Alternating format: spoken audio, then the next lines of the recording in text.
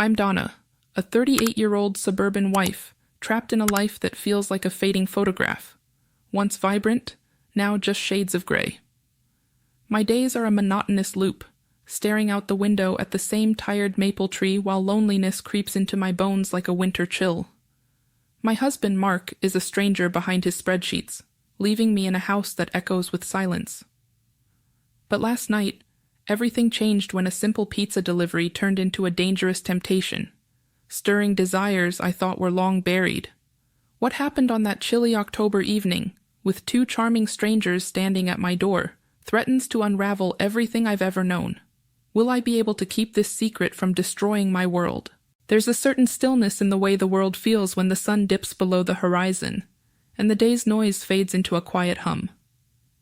I'm Donna, 38 years old, tucked away in a sleepy suburban pocket just outside of Chicago, where the streets are lined with identical houses, and the biggest excitement is the occasional bark of a neighbor's dog. My life?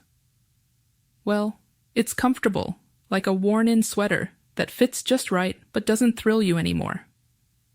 I've been married to Mark for 12 years now. He's 42, a financial analyst who's always buried in spreadsheets and late-night conference calls. I work part-time as a freelance graphic designer, sketching logos and tweaking layouts from the comfort of our home office. It's a gig that pays the bills but leaves me with too many empty hours, staring out the window at the same maple tree shedding its crimson leaves day after day. Mark and we've settled into a rhythm that's as predictable as the ticking of the old clock on our mantel. Dinner at 7, maybe a glass of wine if I'm feeling fancy. Then we're parked in front of the TV until one of us yawns and calls it a night. The spark that used to light up our evenings, those long talks or stolen moments of closeness, has dimmed over time. It's not that we fight or anything dramatic like that. It's just quiet. Too quiet. I can still picture him this morning, rushing out the door with his briefcase in hand, barely tossing a "see ya later" over his shoulder. He's a tall man, broad-shouldered, with salt and pepper hair that gives him a distinguished look, always dressed in a crisp suit. But lately, there's a distance in his eyes, like he's somewhere else even when he's standing right in front of me. I stood there in the hallway after he left, the echo of the door slamming shut lingering longer than his goodbye, and I felt this pang of loneliness settle into my chest like a stubborn fog. Last night, I decided to shake things up in the smallest of ways. Mark was working late again. No surprise there. So I ordered food delivery, a little indulgence to break the monotony of cooking for one. Just a pizza, nothing fancy, but it felt like a tiny rebellion against the same old routine. I spent the evening curled up on our plush gray couch in the living room, the soft glow of the lamp casting warm shadows across the walls. The TV was on in the background, some rerun of a sitcom I've seen 100 times, its canned laughter barely registering over the faint hum of the world outside. A chilly October breeze slipped through the slightly open window, carrying the crisp scent of fallen leaves and making me pull my sweater a little tighter around my shoulders. I scrolled through my phone, aimlessly flipping between apps, waiting for the doorbell to chime. The house felt too big in that moment, too empty, with just me and the flickering light of the screen to keep me company. I caught myself glancing at the clock again, the minutes dragging on as I waited for that pizza to arrive. The doorbell finally rang, a sharp chime cutting through the stillness, and I practically jumped off the couch, eager for any kind of interruption to the quiet.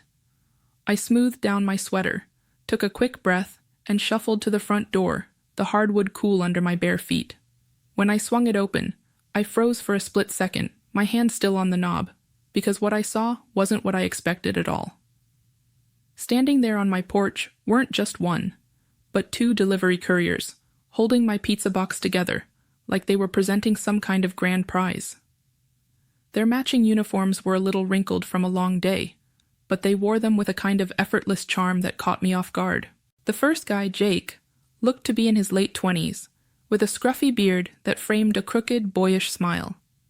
He had on a leather jacket over his delivery shirt, the kind that looked like it had seen a few too many late-night rides, and his dark hair was a bit messy, like he'd run his hands through it one too many times. The second, Ethan, seemed a tad older, maybe early 30s, with sharp green eyes that seemed to catch the porch light just right.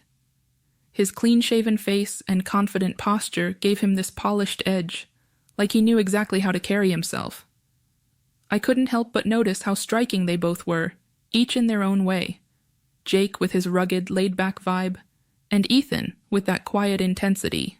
For a fleeting moment, a little flutter stirred in my chest, but I quickly pushed it down, chalking it up to the surprise of the situation. I let out a small, awkward laugh, tilting my head as I looked between them.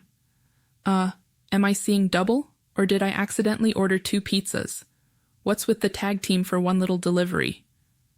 Jake grinned, his eyes crinkling at the corners, and shrugged casually. Nah, just 1 pie. We're best buds, work for the same company, and this was our last stop of the night. Figured we'd ride together, make it a little more fun.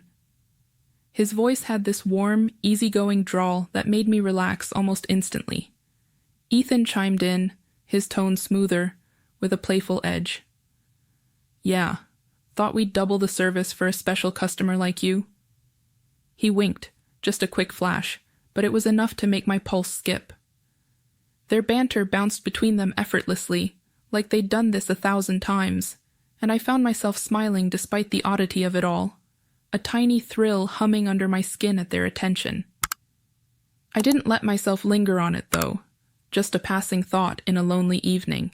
The cool October breeze swept past us, tugging at the hem of my sweater and carrying the mouth-watering scent of fresh pizza straight from the box they held. I stood there on the porch for a moment, the chilly air nipping at my skin, before I snapped out of my daze and gestured for Jake and Ethan to come inside. Well, don't just stand there freezing. Come on in, let's get that pizza on a plate before it gets cold. My voice sounded steadier than I felt, and as they stepped into my living room, their boots scuffing lightly against the hardwood floor, I couldn't help but notice how their presence seemed to fill the space. They glanced around with casual curiosity, taking in the framed photos on the wall and the cozy setup of the couch and coffee table. I closed the door behind them, the click of the latch echoing a little too loudly in my ears, and suddenly I was hyper-aware of how empty the house felt, with just the 3 of us here. My stomach fluttered with a nervous energy I hadn't expected, like a swarm of butterflies had taken up residence there. To distract myself, I offered them a glass of wine from a bottle I'd opened earlier in the evening, figuring a little hospitality might ease the odd tension I was feeling. They exchanged a quick look, then accepted with wide, appreciative smiles. Jake's voice was warm, almost teasing, as he said, "For such a beautiful woman, we couldn't say no." I laughed, a little too quickly, feeling a rush of heat creep up my neck at the compliment. I told myself it was just playful flattery, nothing more, but that warmth lingered as I poured the glasses.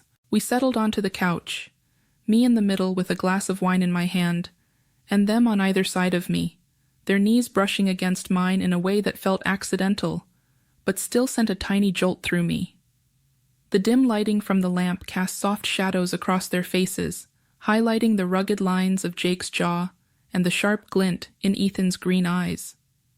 The air carried the faint scent of their cologne, a mix of something woody and crisp, blending with the lingering aroma of pepperoni and cheese from the pizza box still sitting on the coffee table.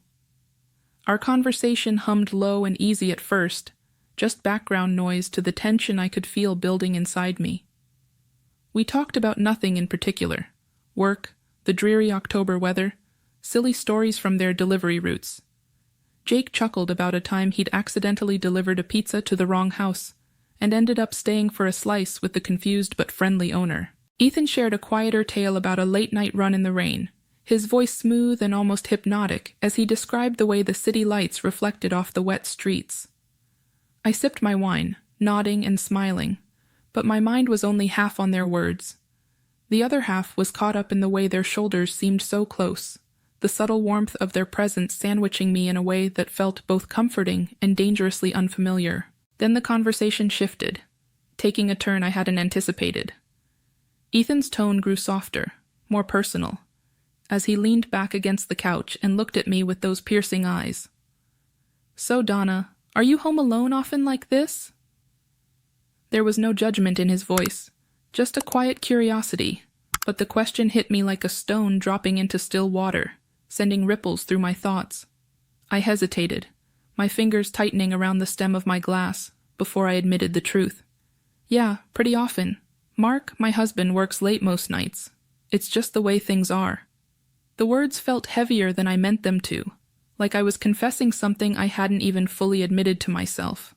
A charged silence settled over us, thick and electric, and I could feel the shift in the air, like the moment before a storm breaks.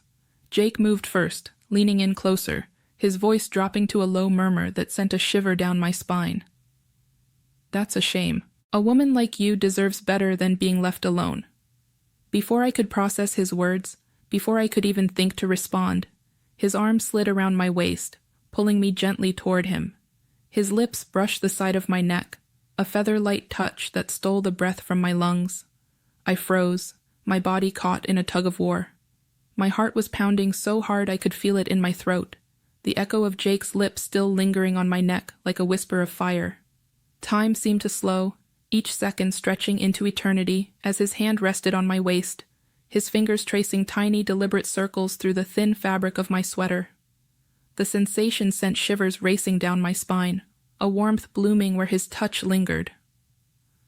On my other side, Ethan's gaze was locked with mine, his eyes dark and heavy with something unspoken, something that made my breath catch. I opened my mouth to say something, anything to break the spell, but the words stumbled out in a shaky mess. This isn't right. I mean, Mark, I'm married, I can't... My voice was barely a whisper, lacking any real strength, and I could tell they heard the uncertainty in it. They felt it too, like a crack in a dam just waiting to burst. Ethan reached for my hand then, his touch gentle but firm, his thumb brushing over my knuckles in a way that felt far too intimate. His voice was low, almost a caress in itself as he murmured, "Just for tonight, let yourself feel something real." Those words hit me like a tidal wave, crashing over the walls I'd built around myself for so long. They stirred a longing deep in my chest, a hunger I'd buried under years of routine and quiet nights alone. I wanted to pull away, to stand up and put distance between us, but my body wouldn't move. It was like I was caught in a current, being pulled under by a force I couldn't fight. The room around us seemed to fade into a haze, every detail sharpening in a way that made my senses ache.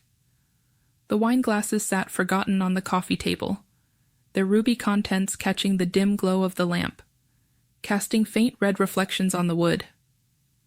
The TV in the background droned on, some sitcom laugh track buzzing like static, a meaningless hum beneath the thundering of my own pulse. The cool October air slipped through the cracked window, brushing against my skin and raising goosebumps, but it was nothing compared to the heat radiating from Jake and Ethan, their bodies so close to mine on either side. Jake's breath was warm against my shoulder, a stark contrast to the chill, while Ethan's hand in mine felt like an anchor, grounding me even as I felt myself slipping. My mind was a storm, thoughts crashing against each other with no hope of calm. I saw Mark's face in flashes, our wedding day, me in that ivory dress with lace at the hem, him smiling down at me with a look of pure adoration. Then, another memory, more recent, our last petty argument over something so small I can't even recall what it was. Just the cold silence that followed as he turned away. Those images flickered and faded, overwhelmed by the heat of the moment, the undeniable pull of now. I could smell the faint woody scent of their cologne, feel the subtle shift of the couch cushions as they leaned closer, and every nerve in my body seemed to hum with a desperate, reckless energy. I hated myself for it, but I had to admit the truth, if only in the quiet of my own mind. I was losing control. I wanted this escape, this fleeting moment of something wild and alive, even if it was just for a heartbeat. The loneliness that had clung to me for so long was unraveling, replaced by a dangerous thrill I couldn't ignore. Jake's lips found my collarbone again, a slow, deliberate graze that made my breath hitch, sending a ripple of heat through me. Ethan tilted my chin gently with his free hand, forcing me to meet his gaze, those green eyes burning with an intensity that made my resolve crumble. I let myself lean into their touches, my body betraying every protest my mind tried to muster. Each brush of their skin against mine was like a spark, igniting something I'd thought was long dead. My hands trembled, one still in Ethan's grasp, the other resting on the edge of the couch, as if I could still hold on to some shred of restraint. But it was slipping through my fingers like sand. Every second that passed felt heavier, charged. And then, in that charged, heavy moment, I surrendered. I let go of every barrier, every whispered warning in my mind, and allowed myself to be swept away by the storm I'd been fighting for too long. Jake and Ethan sensed it, the shift in me, like a dam finally breaking under pressure.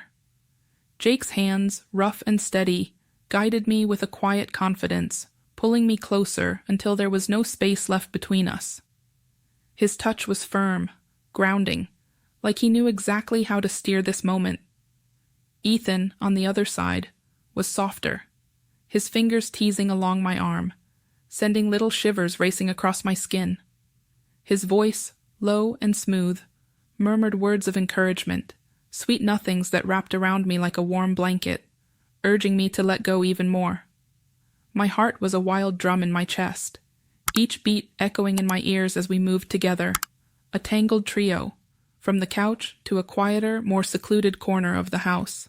The hallway felt like a blur, the dim light casting long shadows as we stumbled forward, caught in a current I couldn't escape. The air around us was thick with heat, the kind that seeps into your bones and makes your skin hum. I could feel the warmth of their bodies, so close, so real, a stark contrast to the coolness of the walls we brushed against. Jake's breath was hot against my ear, a quiet rasp that sent sparks down my spine, while Ethan's gentle graze along my shoulder felt like a whispered promise. Time seemed to slip away, melting into a haze where seconds and minutes lost all meaning.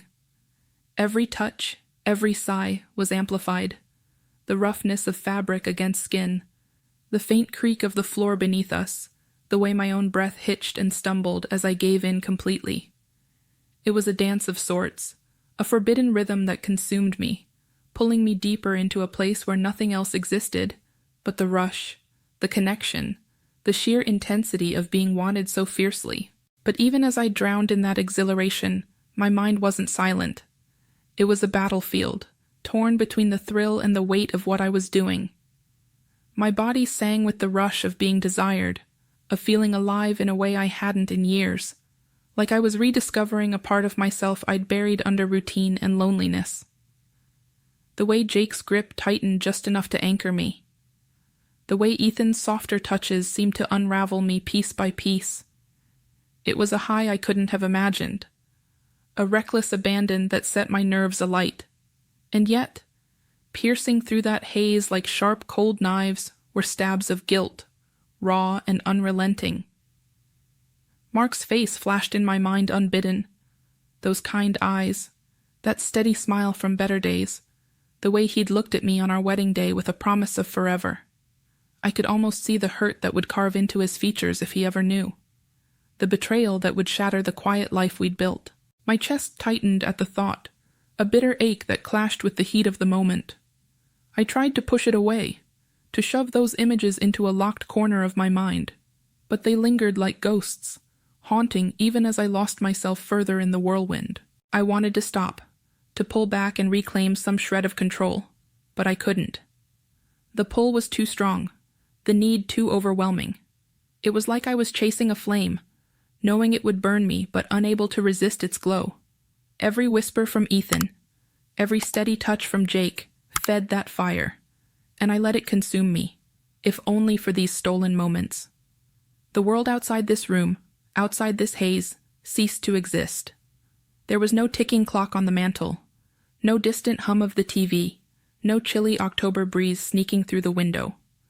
There was only this, only us, tangled in a web of longing and impulse, moving in a way that spoke of unspoken desires finally set free. When it was over, when the storm finally quieted, I found myself lying there, breathless, caught between them in a tangle of limbs and heavy silence.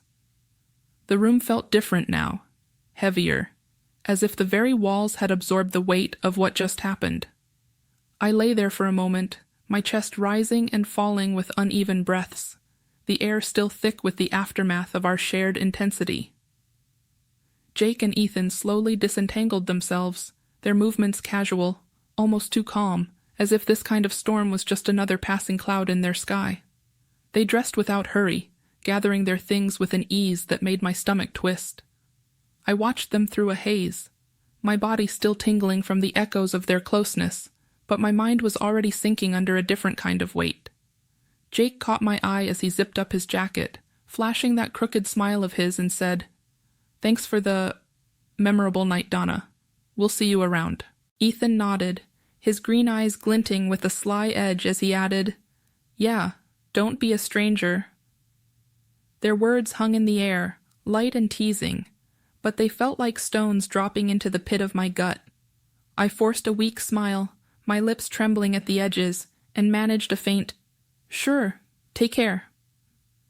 My voice sounded hollow, even to my own ears, as I watched them head for the door. The click of it shutting behind them was like a gunshot in the silence, sharp and final, leaving me alone in a house that suddenly felt too vast, too empty. The quiet crashed over me like a tidal wave, suffocating and cold. I stood there in the middle of the living room, frozen, staring at the remnants of the night scattered around me. The empty wine glasses sat on the coffee table, their rims stained with faint traces of red, mocking me with their innocence. The couch cushions were still rumpled, bearing the imprint of where we'd been, a silent testament to the line I'd crossed. I could almost feel the weight of my betrayal settling into my bones, heavy and unyielding, like a chain I'd wrapped around myself with no key to unlock it. My hands clenched into fists at my sides, nails digging into my palms as if the sharp sting could pull me out of this fog. But it didn't. Nothing could. The memory of their touch lingered on my skin, a ghostly warmth I couldn't shake, and it made my stomach churn with a mix of longing and disgust. How had I let myself fall so far, so fast? My thoughts spiraled, a relentless whirlwind I couldn't escape. What if Mark found out? The image of his face, twisted with hurt and betrayal, flashed through my mind, so vivid it stole the air from my lungs. I could almost hear the questions he'd ask, the quiet disbelief in his voice, the way he'd look at me like I was a stranger. And worse, I couldn't stop seeing myself through my own eyes, weak, reckless, someone who threw away trust for a fleeting rush. I hated the person I'd become in those stolen moments, hated how I'd let loneliness and temptation carve a path I couldn't unwalk. Yet, even as I drowned in that self-loathing, I couldn't fully erase the memory of how alive I'd felt, how their hands and whispers had awakened something I'd buried deep. It was a cruel contradiction, a war inside me that left no victor, only wreckage. I snapped into motion, desperate to erase any trace of what had happened, as if cleaning could scrub away the stain on my conscience.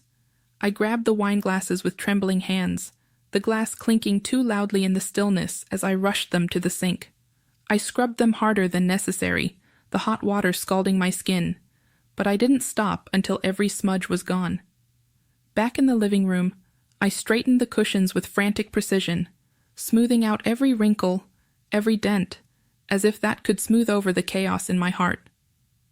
I even grabbed a can of air freshener, spraying it around the room in sharp bursts, trying to mask any lingering scent of cologne or warmth that might betray me. The artificial floral smell stung my nose, but it wasn't enough.